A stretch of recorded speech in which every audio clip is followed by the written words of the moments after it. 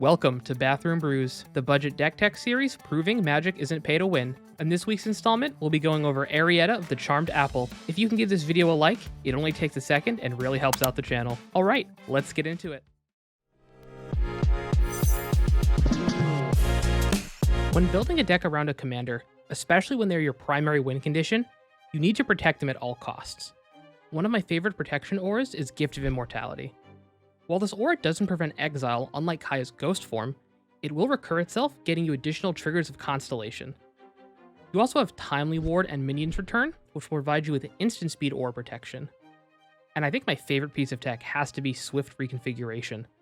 This card isn't protection in the traditional sense, but it will stop your commander from dying to Wrath of God or Blasphemous Axe style board wipes, and it'll fizzle all creature removal. She will be an artifact, so she's more vulnerable to that, so just be aware. What kind of brewer would I be if I left Constellation out of an enchantment deck? Now, we do miss out on some of the powerful green options like Eidolon of Blossoms and Cetacean Champion, but have you ever felt the pain of a Doomwake Giant wiping your board turn after turn? Well, now you get the chance to do it to somebody else. My personal favorite is Archon of Sun's Grace, which will make us a 2/2 army throughout the game, and is one of the backup win conditions. The other backup win condition is Grim Guardian. They'll burn out your opponents, and then Sigil of the Empty Throne will make 4/4s.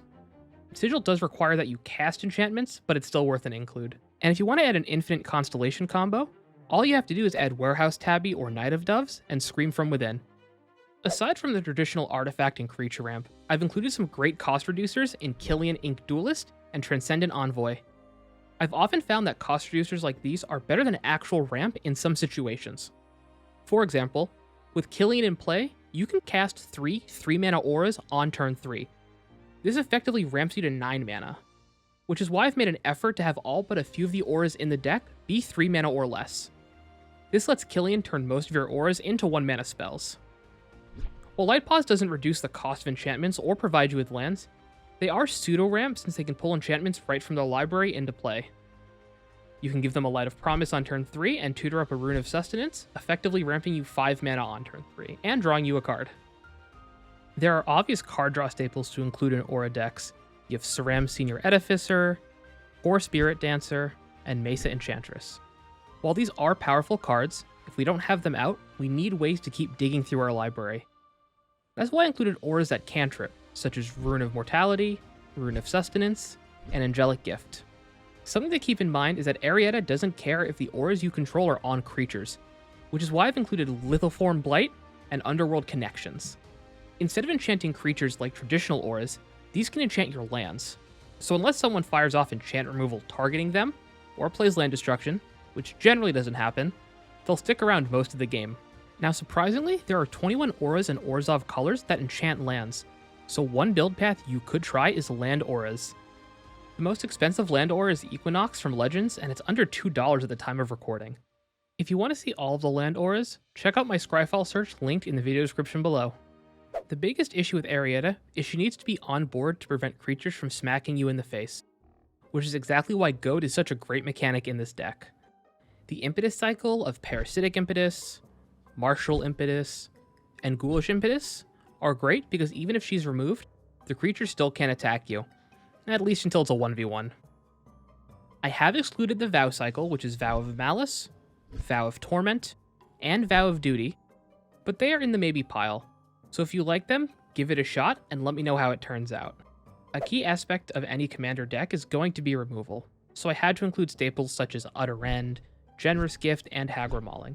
But we want removal built into enchantments. So I included Limited All-Stars Cooped Up, which will let you exile the creature, and Planar Disruption to turn off abilities. If you'd rather get problematic cards off the board, give Ossification and Chains of Custody a try. These Oblivion Ring style effects are great because they're auras, unlike actual Oblivion Ring. Now the final way to deal with a threat is to turn it into a bug, or a coward. We have Darksteel Mutation and Reprobation. These are especially mean when you enchant someone's commander, and the table agrees not to remove the commander or the enchantment. And finally, let's talk upgrades. If you have a bit more cash to burn than $50, and you want to improve the deck, there are a few cards I'd suggest adding. First would be Vito Thorn of the Dusk Rose. Thanks to his ability to deal extra damage every time we gain life. This is especially strong with auras such as Spirit Link. If you want to add an infinite combo, you could add Sanguine Bond and Exquisite Blood.